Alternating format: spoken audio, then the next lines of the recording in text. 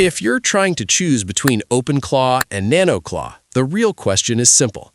Do you want a powerful AI agent that can do almost anything, or a safer and simpler system that's easier to manage?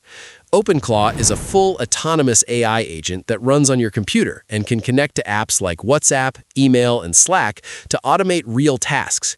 In a real workflow, it works like a digital worker that can handle multi-step jobs like research, messaging, and file management.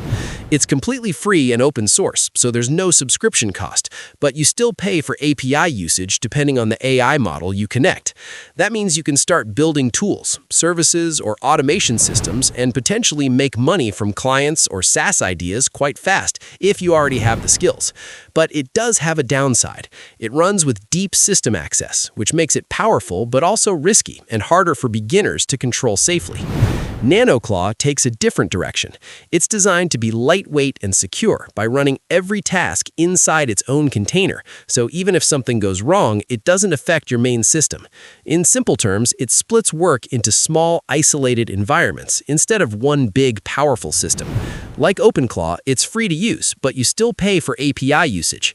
In real workflows, it's great for building safer automation tools, especially for businesses that care about security and control. You can still monetize it by creating services or tools, and because it's easier to deploy, you can start faster as a beginner. But I found some downside. Because it's minimal and focused on safety, it has fewer built-in features and less flexibility for very advanced automation. So in practice, OpenClaw is best if you want full power and are ready to handle complexity and risk. NanoClaw is better if you want something safer, simpler, and easier to run.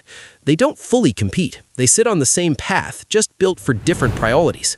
If you found this helpful, like the video and subscribe for more simple breakdowns like this, and share your choice in the comments.